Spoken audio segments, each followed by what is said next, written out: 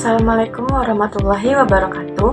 Perkenalkan, nama saya Julia dengan NIM 2248201093. Pada video ini saya akan menjelaskan kembali mata kuliah Teknologi Bahan Alam tentang ekstraksi minyak atsiri, vaksinasi dan isolasi, dan yang terakhir itu ada pemurnian. Baik, yang pertama saya akan membahas tentang ekstraksi minyak atsiri. Minyak atsiri adalah zat berbau yang terkandung dalam tanaman. Minyak ini disebut juga minyak menguap, minyak eteris, minyak esensial karena pada suhu kamar mudah menguap. Ciri-ciri utama dari minyak atsiri ini yang pertama yaitu senyawa yang berwujud cairan atau liquid pada suhu ruang, mudah menguap atau terbang, dan yang terakhir itu menghasilkan aroma tertentu. Kandungan pada minyak atsiri ini pada suatu bahan tanaman obat terdiri dari campuran beberapa jenis senyawa minyak atsiri.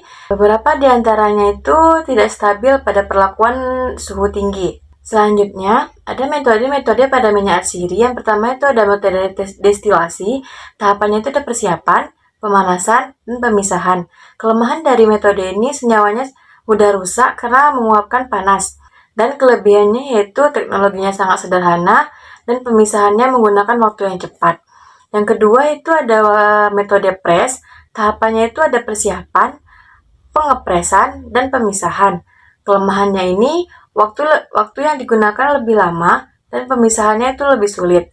Sedangkan kelebihannya, teknologi ini sederhana, dan senyawa tidak mudah rusak karena panas.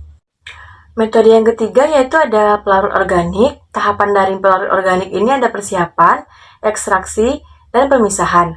Kelemahannya itu pemisahannya lebih sulit dan teknologinya sangat mahal. Dan kelebihannya itu waktunya cepat dan senyawa tidak rusak karena panas. Metode yang keempat itu ada enfleurasi. Tahapannya itu ada persiapan, ekstraksi, dan pemisahan. Sedangkan kelemahannya itu pemisahannya lebih sulit dan waktu yang digunakan sangat lama. Serta kelebihannya itu teknologinya sederhana dan senyawanya pun tidak mudah rusak karena terkena panas. Metode yang terakhir itu ada maserasi lemak panas. Tahapannya itu ada persiapan, ekstraksi, dan pemisahan. Kelemahannya itu ada pemisahannya lebih sulit, waktunya lebih lama, dan senyawanya rusak karena terkena panas. Sedangkan kelebihannya itu teknologi yang digunakan sangat sederhana. Lanjut ke materi yang kedua yaitu ada vaksinasi dan isolasi. Vaksinasi berasal dari kata fraction atau bagian. Secara harfiah dapat diartikan sebagai mekanisme untuk memilah suatu kumpulan menjadi beberapa bagian atau dapat dikatakan sebagai proses pembagian kelompok. Tujuan dari vaksinasi ini ada dua. Yang pertama yaitu mendapatkan fraksi atau bagian tertentu dari suatu ekstrak.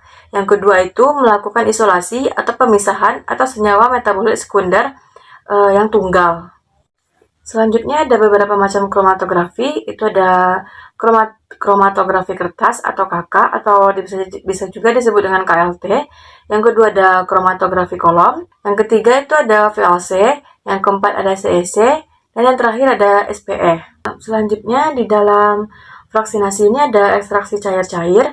Itu yang pertama ada peningkatan polaritas. Yang kedua, ketidakcampuran antara dua komponen pelarut yang digunakan. Dan yang ketiga, dapat diprediksi senyawa terlarutnya. Selanjutnya saya akan membahas kromatografi lapis tipis atau bisa disebut dengan KLT. Ini adalah memisahkan sampel berdasarkan perbedaan kepolaran antara sampel dengan pelarut yang digunakan dengan menggunakan lapis tipis pada lempeng kaca, logam, dan lain. Menggunakan dua fase, yaitu fase diam dan fase gerak. Lanjut ke materi yang ketiga, itu ada pemurnian. Pemurnian ini bertujuan untuk mendapatkan komponen bahan alam murni, bebas dari komponen kimia lain yang tidak dibutuhkan. Prinsip dari pemurnian ini, pemisahan antara dua zat atau lebih yang saling bercampur.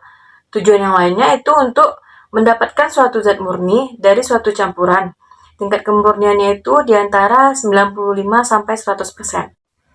Selanjutnya itu ada pembagian pemurnian. Yang pertama itu ada rekristalisasi, yaitu proses pemurnian kembali senyawa organik padat dari bahan pengotornya dengan cara mengkristalkan kembali senyawa padat yang telah dilarutkan ke pelarut. Pembagian yang kedua itu ada dekantasi, itu proses pemisahan campuran sedimentasi dan penuang langsung atau pemindahan pada wadah lain. Pembagian yang ketiga itu ada sublimasi. yaitu senyawa mengalami konversi dari suatu padat menjadi gas tanpa melalui fase cair. Dengan cara memasukkan senyawa pada suatu sistem vakum. Selanjutnya, pada tekanan rendah, padatan akan membentuk gas dan terkondensasi menjadi senyawa. Baik, itu saja yang dapat saya jelaskan. Lebih dan kurangnya saya mohon maaf. Saya akhiri. Wassalamualaikum warahmatullahi wabarakatuh. Terima kasih.